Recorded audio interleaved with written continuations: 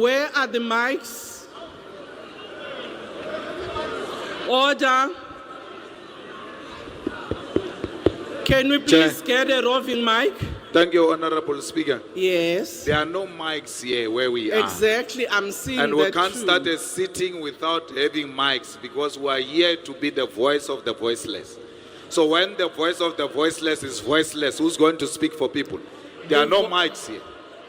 Thank you, Honorable Member, for pointing that one out. One may not know what is the challenge. We will check that with the communications team. Order. Honorable members, for now, since there are no mics that are connected, which unfortunately had not been brought to our attention, we will try and utilize the roving mic when necessary.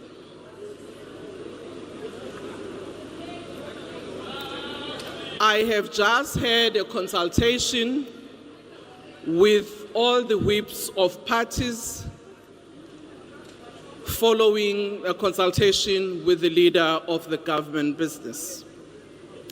In terms of Rule 48, subsection 2, we have decided to adjourn proceedings for a date to be determined by the programming committee. This is in accordance with Rule 10.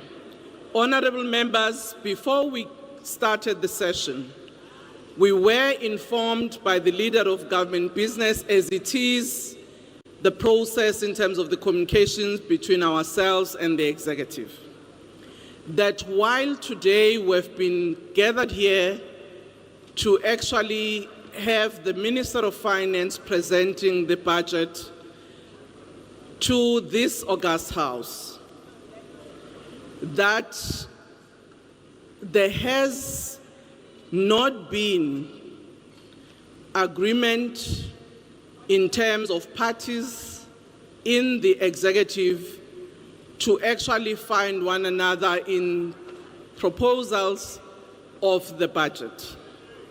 And the executive therefore decided, as some of you already know, and as your whips have said in our discussion, some things that have already been on the media about where there are possible increases and where different parties, as well as members of the community's perspective on those proposed increases were saying. And Cabinet therefore decided not to come and do a presentation of the budget and allow themselves enough time to re-look at the budget and come back to this House in March at the time at which they will inform us. Speaker, we must all know that this is unprecedented, and this is not a practice that we want to set for this Parliament. It is going to be your legacy, Speaker, that during your tenure, Parliament could not debate and adopt budget. We are saying to you, you are denying this body an opportunity to be receiving a budget, debate it, accept it, or reject it. You are now subjecting the budget of South Africa to party politics when the budget is supposed to be above party politics. Let the budget be presented here and let Parliament decide that this is the decision that we are taking as Parliament, or whether to accept or not. You cannot come here and say confidently that the parties in the executive are not agreeing. What is that? We don't have parties in the executive. We've got the executive. The executive must come here and present the budget, and this Parliament must decide whether we adopt that budget or not. You are denying the people of South Africa to see what is happening in this government. There is no government. It has collapsed. It has no capacity to present a budget. Thank you. Thank you very much. We have noted your view. Honorable Malema.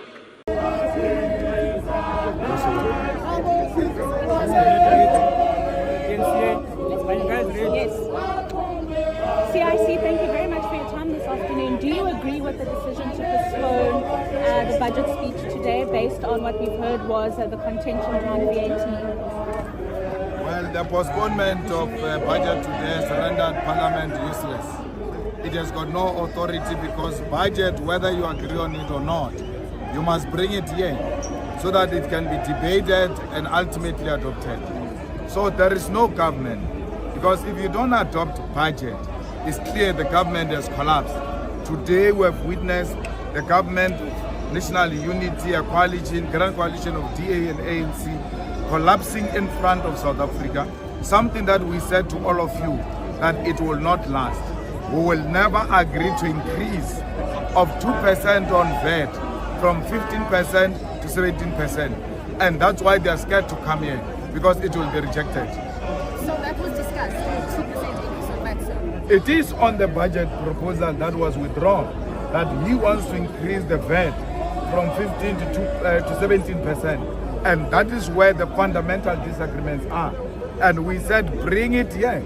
Let the people of South Africa hear what is the actual disagreement. Then you know that indeed the EFF is reasonable by demanding that this budget must be rejected. Parliament's role is to accept or reject a budget. It doesn't have to be perfect. Bring it to Parliament, let it debate it, let it amend it. Where we agree, then postpone those matters and take them out of a budget. But today, we have seen Parliament being rendered useless, where it's supposed to exercise its oversight on the executive. It gets told by the executive there is no budget. When you say there is no budget, you are saying there is no government, because government is budget. What about the poor masses of our people? There must be allocations. Most departments have exhausted their money. They are waiting for new budget allocations. There is no budget. And we're going to come back on the 12th of March. We are not even sure whether we'll proceed or not. Was there discussions around corporate taxes or the wealth tax at all? The EFF's suggestion is that we increase the corporate tax and the wealth tax must come in, because those are the areas that are actually not contributing much into the fiscus. Instead of going to VAT, we don't care whether you are going to remove certain items or not. The poor will still go and buy the items that are not excluded, and that will be a burden on the poor masses of our people. So we are saying, and that's the advice we gave him, increase the corporate tax and introduce the wealth tax. That's how you're going to generate more money. Leave the poor alone. We just increased this VAT from 14 to 15% during Zuma's time. Now Ramaphosa wants to take it to 17. No one seems to be thinking for the poor of the poorest. So you would be aware that the rest of the world is